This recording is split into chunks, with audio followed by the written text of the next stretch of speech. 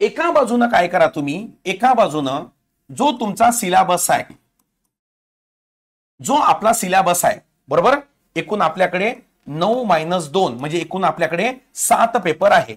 2 म्हणजे English Marathi qualifying, त्याला आपण मायनस करून टाकू, ते होऊन जाईल क्वालिफाईंग. तुमच्याकडनं काही मोठा विषय नाही तो. 7 पेपर आहे. या 7 पैकी 2 आपले ऑप्शनलचे पेपर आहे, एक आपला जीएस आहे आणि एक आपला निबंधाचा आहे आणि 4 जीएसचे पेपर आहे. एका बाजूनं हे सिलेबस डेव्हलपिंग, कंटेंट डेव्हलपिंग हे चालू द्या. काही लोकांनी क्लास लावले असेल, काही लोक क्लास लावणार असेल, बरोबर नाही का, हे चालू द्या आपापल्या परीनं. हे काही नाही, हे तुम्ही जुन्या पॅटर्न मध्ये पण करत होते. 4 पेपर होते जुन्या पॅटर्न मध्ये, ओके, निबंध वगैरे 5 वगैरे होते ना, हे तेव्हाही करत होतो आपण, यात कुठंच दुमत नाही. ओके, पण आता तुम्हाला बघा, हे करत असताना रोज तुम्हाला तुमच्या आयुष्याचा जर राज्यसेवा करायची असेल तर तुम्हाला आयुष्याचे 60 मिनिटं हे काढावे लागतील रोज. केव्हापासून? आजपासून. यासाठी आपण एक इनिशिएटिव्ह पण सुरू करत आहोत. रोज 60 मिनिटं हे तुम्हाला काढावे लागतील आणि या 60 मिनिटाच्या साह्यानं आता कसं रायटिंग स्किल डेव्हलप करायचं हे आता व्यवस्थितपणे बघा याच्या पुढे. ओके, आता बघा, हा एडिटोरियल आहे. लोकसत्ता पेपर घ्या, मटा पेपर घ्या, सकाळ घ्या, जे तुम्हाला वाटते तो एखादी न्यूजपेपर घ्या. मी काय घेतलाय, हा आजचा जे आपले कैलास सत्यार्थी आहे, तुम्हाला माहित असेल 2014 मध्ये यांना शांततेचा नोबेल मिळाला.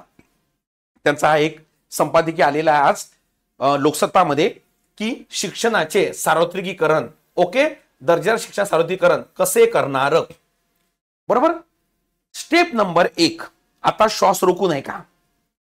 पहिल्यांदा काय करा, इथून तर लास्ट पर्यंत, इथं तुम्हाला दिसत असेल की नसेल, मी हे टेलिग्रामवर टाकणार आहे. टेलिग्रामची लिंक खाली पिन करून दिलेली आहे. त्या टेलिग्रामवर तुम्हाला रोज या प्रकारचं एडिटोरियल येईल. बरोबर, स्पष्ट दिसेल असंच एडिटोरियल मी टाकतो तुम्हाला. पहिले व्यवस्थितपणे सगळ्या गोष्टी ऐकून घ्या. हे एडिटोरियल संपादकीय घ्या किंवा काही पण घ्या, पण थोडंसं मोठं घ्या, म्हणजे बरं वाटलं पाहिजे, कारण शेवटी आपण राज्यसेवा करत आहोत.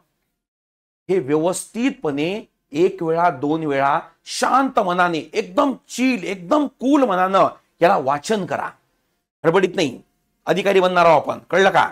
हे क्लर्क बेस एक्झाम नाही, ही सर्व्हिस बेस एक्झाम आहे. परीक्षेचं नाव माहिती आहे ना काय आहे, राज्यसेवा. राज्यसेवा तुम्हाला माहिती आहे का, 2023 मध्ये आपल्या राज्यसेवेचं नाव पण बदललं. आता त्याचं नवीन नाव आहे महाराष्ट्र ऍडमिनिस्ट्रेटिव्ह सर्व्हिस, MAS. आपण म्हणतो IAS, तसं याचं नाव आहे MAS. हे नाव सुद्धा बदललं आहे बरं का. पहिल्यांदा काय करा, हे व्यवस्थितपणे 1 वेळा रीड करून घ्या, 2 वेळा रीड करा, शांत, हडबडीत नाही. का बरं शांत. हे वाचन केल्यानंतर, 2 वेळा वाचन केल्यानंतर मग काय करा, एक कोरा पेज घ्या आणि त्या कोऱ्या पेजेसमध्ये यामध्ये जे तुम्ही वाचन केलं, जे तुम्ही रीड केलं, त्याचं जे आकलन तुम्हाला झालं ते तुम्ही त्या कोऱ्या पेजवर हे न बघता उतरवायला सुरुवात करा.